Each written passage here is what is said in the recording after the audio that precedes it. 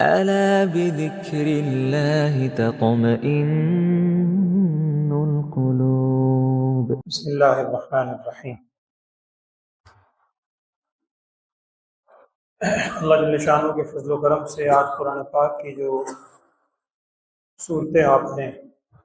سننے کی اور ہمیں پڑھنے کی توفیق عطا فرمائی ہے، ان صورتوں میں کل صورت کا آغاز ہوا تھا سورہ والذاریات، اس کا بقیہ حصہ اس کے بعد سورہ والطور، کوہ طور کے نام پر ہے، سورہ نجم ستاروں کے نام پہ، اور نبی صلی اللہ علیہ وسلم کے معراج کے واقعے کی تفصیل اس صورت میں بھی ہے خاصی۔ اس کے بعد سورہ قمر، اس میں بھی معجزے کا ذکر ہے، اقتربت الساعۃ وانشق القمر، شق قمر کا معجزہ۔ اس کے بعد سورہ رحمان، جسے قرآن کی دلہن بھی کہا جاتا ہے۔ اس کے بعد سورہ واقعہ، اس کے اندر بھی قیامت کی نشانیاں دیگر چیزیں ہیں، اور جو تین طبقات ہیں انسانوں کے، اصحاب الیمین، اصحاب الشمال اور تیسرا طبقہ، اس کا ذکر ہے۔ آخر میں آج آپ نے سورہ حدید سنی ہے، وانزلنا الحدید فیہ بأس شدید، اللہ نے لوہا نازل کیا جس میں بڑی سختی ہے، اور اس حوالے سے اور خاص طور پر جو عیسائیوں نے ایک چیز شروع کر رکھی تھی جس کو نبی صلی اللہ علیہ وسلم نے جس سے منع فرمایا تھا کہ رہبانیت اختیار نہ کریں، رہبانیت ابتدعوها ما كتبنا علیہم الا ابتغاء رضوان اللہ، ان لوگوں نے رہبانیت کا آغاز کیا تھا عیسائیت نے، اور آغاز وہ اللہ کی رضامندی کے لیے تھا، اس کی تفصیل بیان ہوئی ہے، اور بھی چیزیں ہیں سورہ حدید۔ اور پاروں کے حساب سے، اجزاء کے حساب سے آج 27واں پارہ الحمدللہ مکمل ہوا، ایک ایک پاروں کی اب ترتیب ہے انشاءاللہ۔ کل کی منزل سے ایک بات میں نے آپ سے عرض کرنی ہے سورہ حجرات کے بارے میں، اور اگر وقت ہوا تو آج جو سورہ والنجم کے اندر ایک بات ہے، ایک واقعہ ہے، وہ میں نے آپ سے عرض کرنا۔ سورہ حجرات کے بارے میں کل میں نے آپ سے بات عرض کی تھی کہ جو معاشرتی مسائل ہیں، معاشرے کے حوالے سے معاشرتی مسائل اکٹھے یکجا طور پر کسی اور جگہ ذکر نہیں ہوئے، مختلف قرآن پاک میں بیان ہوئے ہیں، احادیث میں تو ہیں، قرآن کے بعد میں۔ سورہ حجرات واحد صورت ہے کہ جس میں اللہ تعالیٰ نے تسلسل سے یکے بعد دیگرے بہت تفصیل سے معاشرتی مسائل بیان فرمائے، اور حقیقت یہ ہے، کل بھی میں نے آپ سے مختصراً عرض کیا تھا کہ اگر ہم اپنے حالات پہ کبھی بھی غور کریں، آپس کے خصوصاً جو ایک دوسرے سے اختلافات ہیں یا جھگڑے ہیں، ان کی بنیادی وجوہات یہی ہیں، سارا گھوم پھر کے اسی صورت کے ارد گرد مضمون گھومتا ہے۔ اس میں جو اللہ تعالیٰ نے ہمیں ہدایات دی ہیں، ان ہدایات میں کہیں نہ کہیں کمی۔ تو کیا ہدایات ہیں وہ میں عرض کرتا ہوں مختصراً۔ پہلے ذہن میں رکھیں، سورہ حجرات کے مفسرین نے مضمون کے اعتبار سے اس کو دو حصوں میں تقسیم کیا، چھوٹی سی صورت ہے، 1.5 پیج کی 2 رکوع۔ پہلا پورشن اس سورہ حجرات کا ہے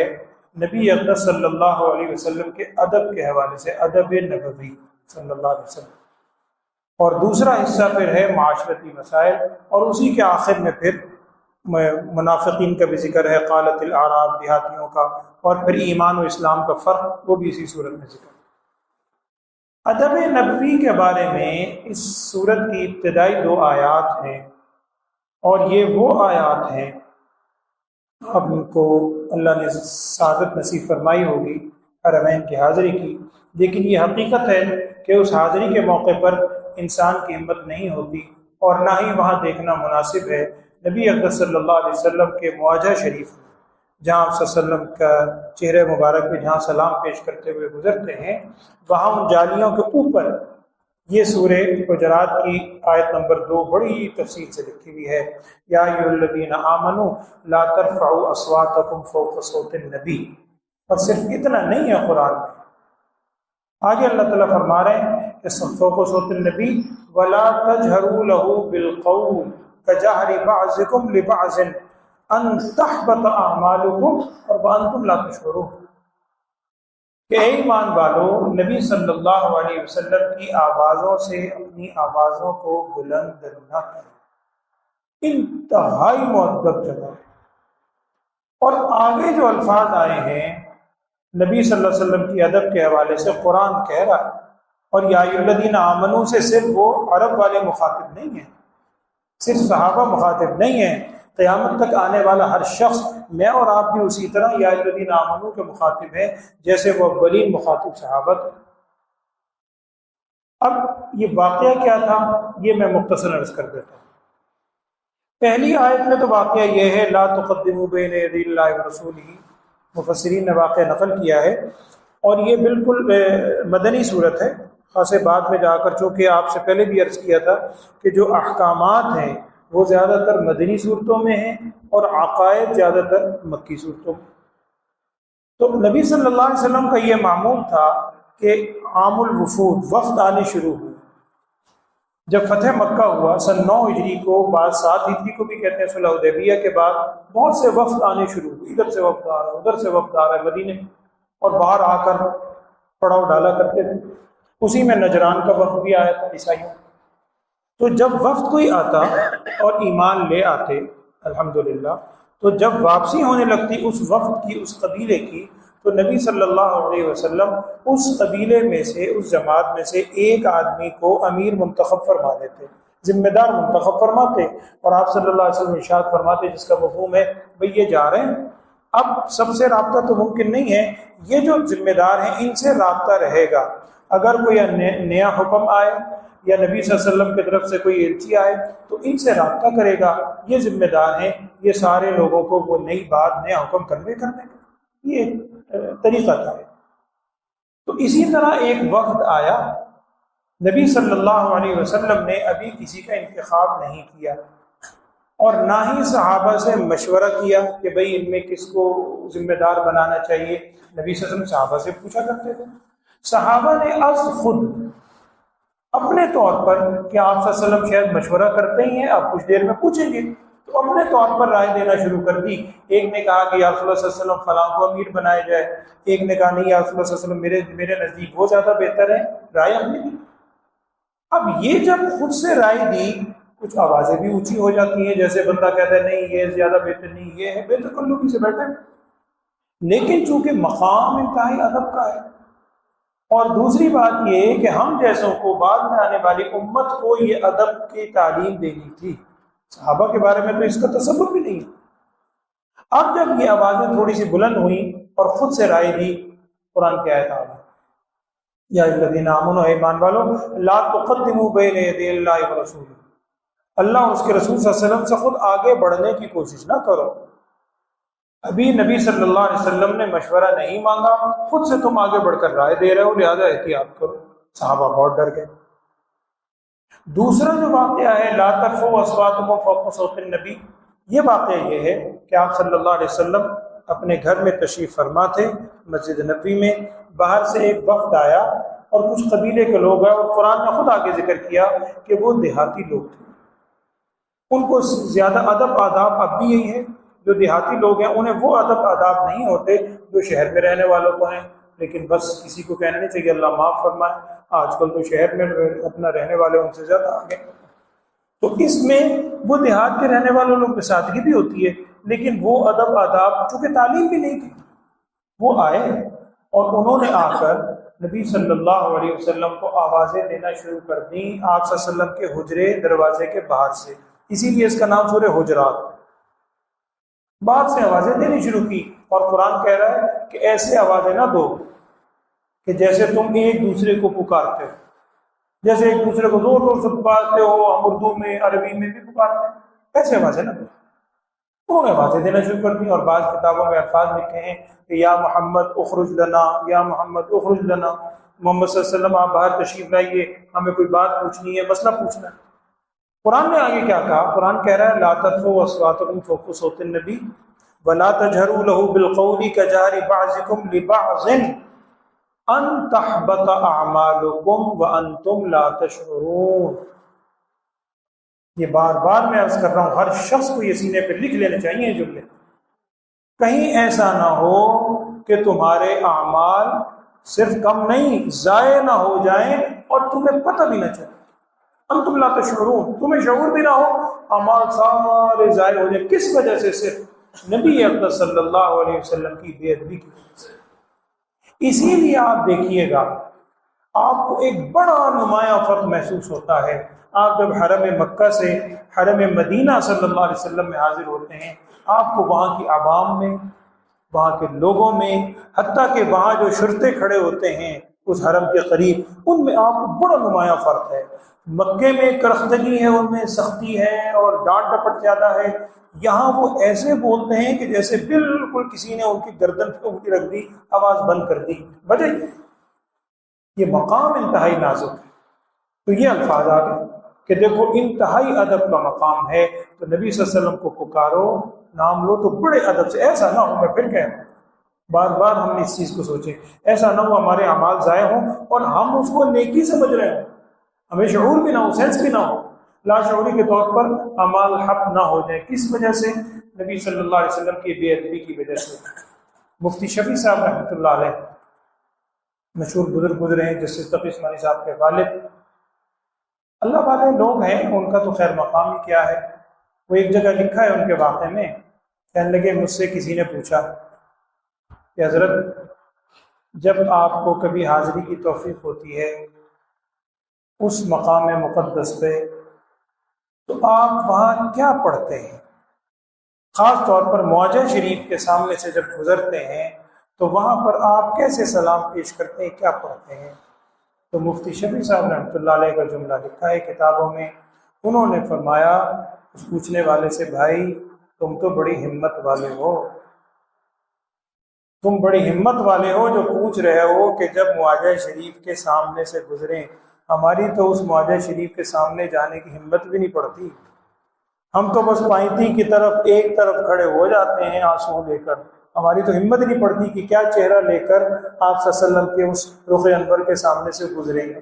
تو کیا کیفیت ہوگی؟ میں سے عرض کرتا ہوں انتہائی ادب کا موقع ہے، جتنا ادب کریں کم ہے۔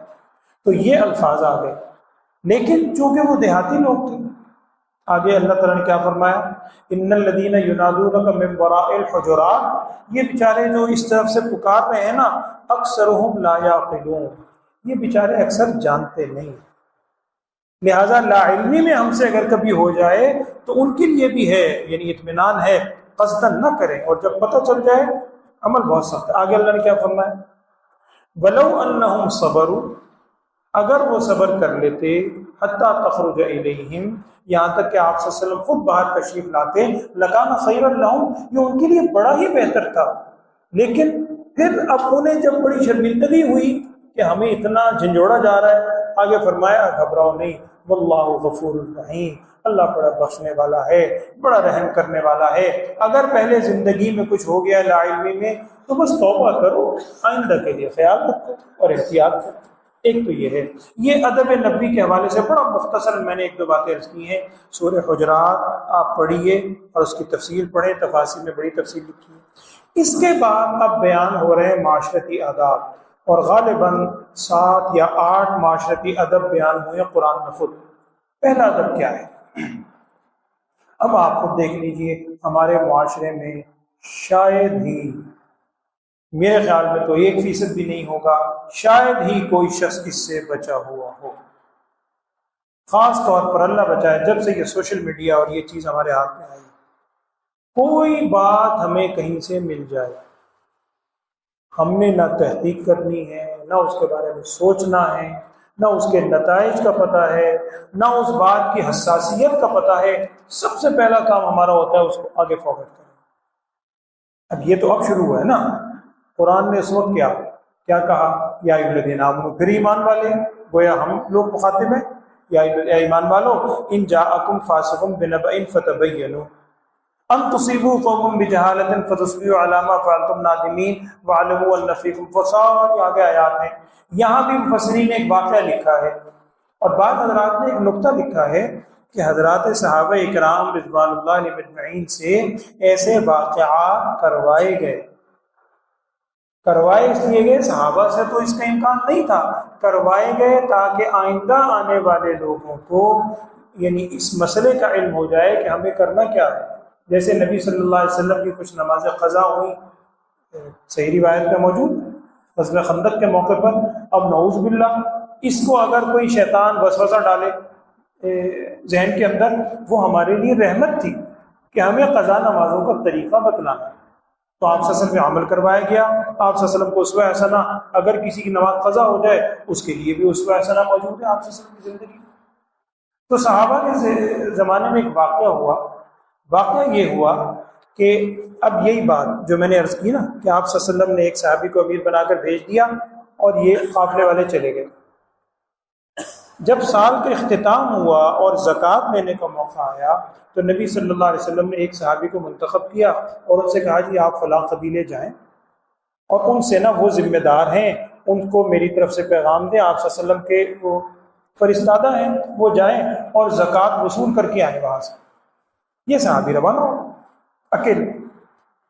اچھا، انہیں بھی آپ صلی اللہ علیہ وسلم نے ارشاد فرمایا تھا بھائی سال کا اختتام ہوگا تو میں کسی بندے کو بھیجوں گا، ان دنوں میں آئیں گے، تم نے ان کو زکوٰۃ، اس وقت جانور ہوا کرتے تھے، زکوٰۃ میں جو جانور ہیں وہ ان کو دینے ہیں تاکہ وہ یہاں زکوٰۃ لا کر بیت المال میں جمع کریں۔ یہ صحابی روانہ ہو گئے، ادھر وہ منتظر ہیں کہ وہ آپ صلی اللہ علیہ وسلم کی طرف سے، یہ نہیں پتا کون ہے، کوئی بھی ایلچی آنے والا۔ اچھا، یہ صحابی جب گئے تو اتفاق سے ان صحابی کی پہلے سے یعنی زمانے جاہلیہ سے اس قبیلے کے ساتھ ان کے بعد لوگوں کے ساتھ کچھ لڑائی چل رہی تھی، آپس میں چلتی ہے قبیلوں میں۔ ان کو رستے میں کچھ شیطان نے بھی وسوسہ ڈالا، شیطان کو لگا، انہیں خیال آیا کہ میں جا تو رہا ہوں، اب پتہ نہیں ابھی سارے لوگ ایمان میں پختہ ہو گئے یا نہیں ہیں، کچھ ممکن ہے میرے دشمن بھی موجود ہوں، تو مجھے پہلے سوچ سمجھ کے دیکھ بھال کے جانا چاہیے، یہ نہ ہو کہ میں جاؤں تو مجھے جان کا ہی خطرہ ہو جائے، پچھلی باتیں ساری یاد آ رہی بیچارے جاتے ہوئے۔ اب خیال آیا رستے میں، ورنہ وہیں کہہ دیتے آپ سے سمجھ، اب چل بھی رہے ہیں، ڈر بھی رہے ہیں اور سوچ بھی رہے ہیں، اتنے میں ان کے ذہن میں ہوا کہ چلو کوئی آنے والے سے پوچھوں میں کہ کیا خیر خبر ہے۔ وہاں کہنے لگے ایک کوئی شخص آ رہا تھا اندر سے، اس کو انہوں نے روکا، کہنے لگے یار میں فلاں قبیلے میں جا رہا ہوں اور اس طرح میں آیا ہوں، مجھے نا کچھ خدشہ ہے اس حوالے سے۔ اچھا، وہ جو آنے والا شخص تھا کون تھا واللہ عالم، اس نے آتے ہوئے ان صاحبان کو جو قبیلے میں موجود تھے کچھ باتیں کرتی ہوئی سنی۔ وہ کیا تھی اب میں ان کا بتاتا ہوں تاکہ آپ کو بات سمجھ آئے۔ وہ یہ منتظر تھے کہ نبی صلی اللہ علیہ وسلم کی طرف سے ایلچی آنے والے ہیں اور آپس میں پلاننگ یہ کر رہے تھے کہ ہمیں اس کا استقبال باہر جا کے کرنا چاہیے۔ آپ صلی اللہ علیہ وسلم کی طرف سے آ رہے ہیں، باہر نکل کر بڑے اعزاز کے ساتھ، پروٹوکول کے ساتھ ان کو لائیں گے، محبت سے اعزاز سے لائیں گے اور جو چیزیں ہیں وہ دیں گے محبت سے اور ان کو رخصت کریں گے۔ اس قسم کی بات تھی، باہر جائیں گے لیں گے۔ انہوں نے جب پوچھا تو اس چلتے ہوئے بندے نے پوری بات تو سنی نہیں، وہی سنی انسنی، جیسے آج کل ہم پوری بات کا پتہ نہیں ہوتا۔ اس نے یہ سنا کہ کوئی آ رہا ہے، باہر جائیں گے، یوں جائیں گے۔ ادھر انہوں نے خدشہ ظاہر کیا کہ یار وہ کہیں مجھے مار نہ ڈالے۔ اس نے فوراً وہ صغرا کبرا ملا کے کہانی پوری، اس نے کہا ہاں بالکل سمجھ گیا، بالکل سمجھ آ گیا، ہم بھی یہی کرتے ہیں، سمجھ آ گیا۔ انہوں نے کہا خبردار وہاں نہ جانا، میں نے، تم بالکل صحیح ڈر رہے ہو، وہ پلاننگ کر رہے تھے کہ وہ بندہ آنے والا ہے، اس کو ہم نے گھسنے ہی نہیں دینا، اس کو باہر نکل کے وہی مار دینا۔ اب وہ پوری کہانی بن گئی، اصل بات کچھ اور۔ اچھا، انہوں نے جب بات سنی، یہ پہلے ڈر رہے تھے، انہیں یقین ہو گیا کہ جی یہ تو بلکہ شکر ادا کر رہے ہیں کہ شکر ہے میری جان بچ گئی۔ یہ وہیں سے واپس ہو گئے، واپس ہو کے نبی صلی اللہ علیہ وسلم کو جا کے بتایا۔ آپ صلی اللہ علیہ وسلم منتظر تھے، نبی صلی اللہ علیہ وسلم بڑا افسوس ہوئے۔ آپ سے نے فرمایا کہ بظاہر ایسا ممکن نہیں،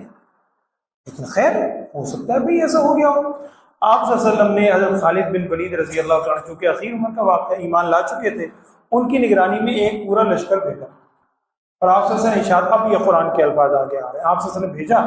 اور کہا بھی دیکھو ان کے پاس جانا اور ایک دم حملہ نہ کر دینا، پہلے خبر کی تحقیق کرنا، یہ جو صاحب بتا رہے ہیں یہ صحیح ہے، اگر صحیح ہے تو پھر بھی ایمان پیش کرنا، انہیں ایمان کی پھر سے دوبارہ سے دعوت دینا۔ ہاں اگر وہ خدا نہ خواستہ مرتد ہو گئے، وہ سارے ایمان چھوڑ بیٹھے اور ہمارے ساتھی کی جان کے در پہ تھے، پھر ٹھیک ہے ان سے مقابلہ کرو، مرتد جو ہو گئے، لیکن پہلے تحقیق کر لینا۔ حضرت خالد بن ولید رضی اللہ تعالیٰ صحابہ کو لے کے روانہ ہوئے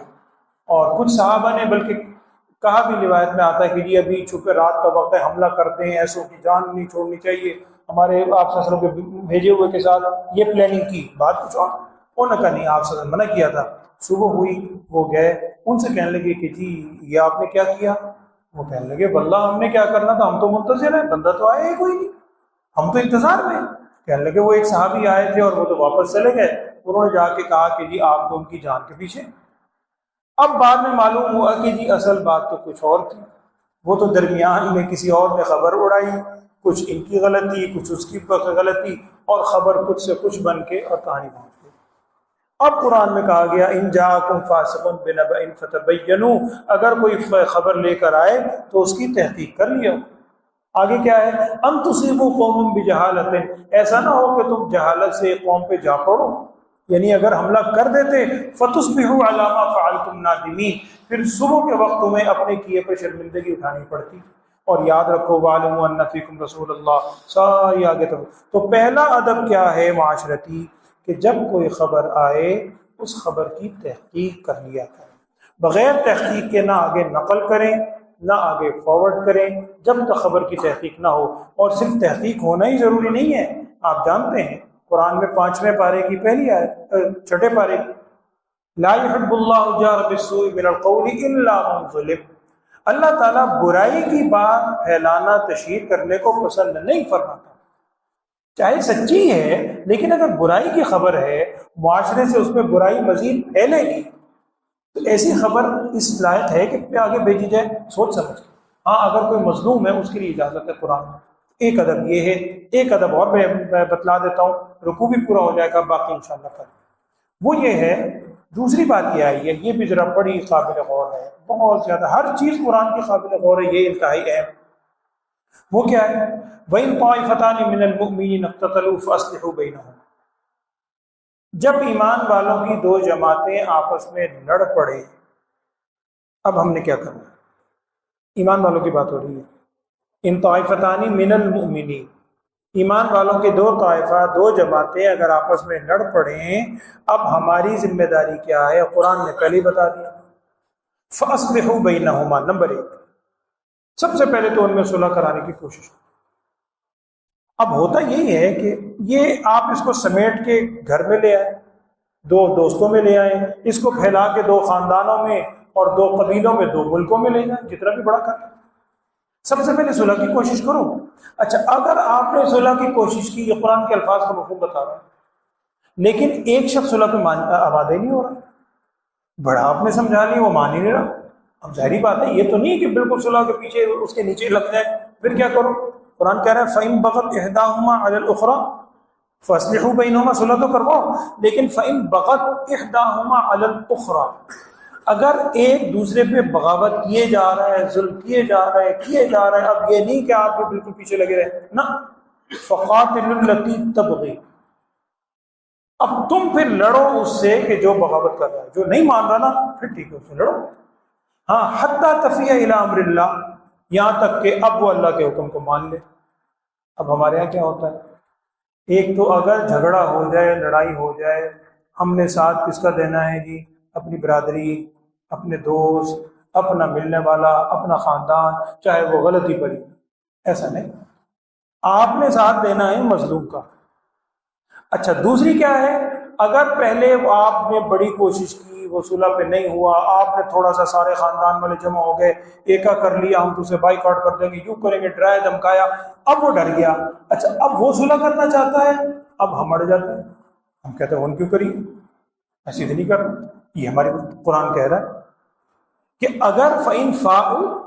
اگر وہ لوٹ آئے دوبارہ، فَأَصْلِحُوا بَيْنَهُمَا، پھر دوبارہ سے حکم ہے، پھر صلح کروا دو ان کے درمیان، اصل مقصد ہے ہی صلح کروانا۔ اور ایک حدیث کا مفہوم ہے، ایک موقع پہ آپ سے ارشاد فرمایا تھا صحابہ کو مخاطب کر کے کہ میں تمہیں ایک ایسی چیز نہ بتاؤں جس کا مقام نماز، صدقہ،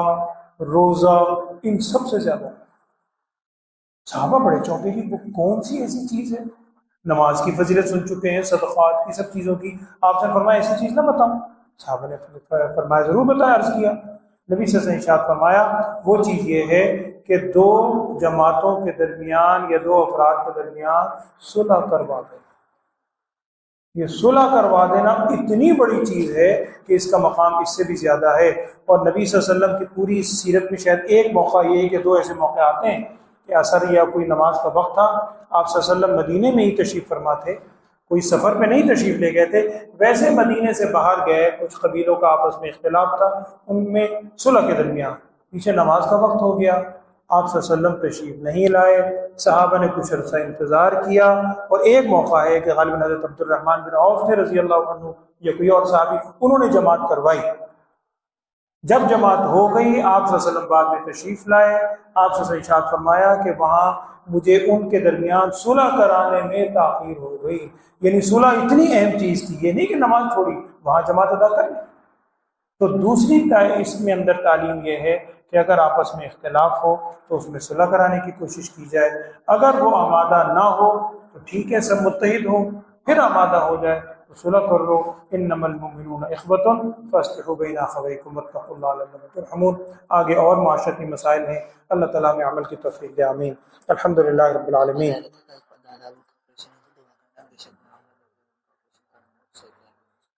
اللهم صل على سيدنا ومولانا محمد وعلى آل سيدنا ومولانا محمد وبارك وسلم ثم صل علیہ۔ یا اللہ ہم سب کے گناہوں کو معاف فرما، لغزشات سے درگزر فرما۔ قرآنی تعلیمات جو آج بھی ہم نے سنی ہیں یا سنتے ہیں پڑھتے ہیں، ہم سب کو ان پر عمل کرنے کی توفیق عطا فرما۔ بیماروں کے لیے بھی دعا فرمائے، اللہ تعالیٰ تمام بیماروں کو صحت، عافیت، سلامتی والی زندگی عطا فرما۔ یہ نوجوان بچے نے بھی ابھی دعا کی درخواست کی ہے، ان کے دادا، ان کا کل آپریشن ہے، پہلے بھی انہوں نے کہا تھا بہت علیل ہیں، اللہ تعالیٰ ان کے لیے بال بال صحت والی زندگی عطا فرمائے، اللہ ان کو اور تمام بیماروں کو صحت والی زندگی عطا فرما۔ اے اللہ ہمیں اس بات کا اعتراف ہے، یہ بیماری بھی تیری جانب سے ہے، صحت بھی تیری جانب سے ہے، ہم انتہائی کمزور ہیں، کسی آزمائش کا تحمل نہیں رکھتے، تمام بیماروں کی بیماریوں کو صحت سے تبدیل فرما دیں۔ یا اللہ ہر قسم کی بیماریوں سے، آفات سے ہم سب کو اور پوری امت کو محفوظ فرما۔ وصلی اللہ تعالی علی خیر خلقہ سیدنا و مولانا محمد وعلی آلہ واصحابہ اجمعین، آمین برحمتک یا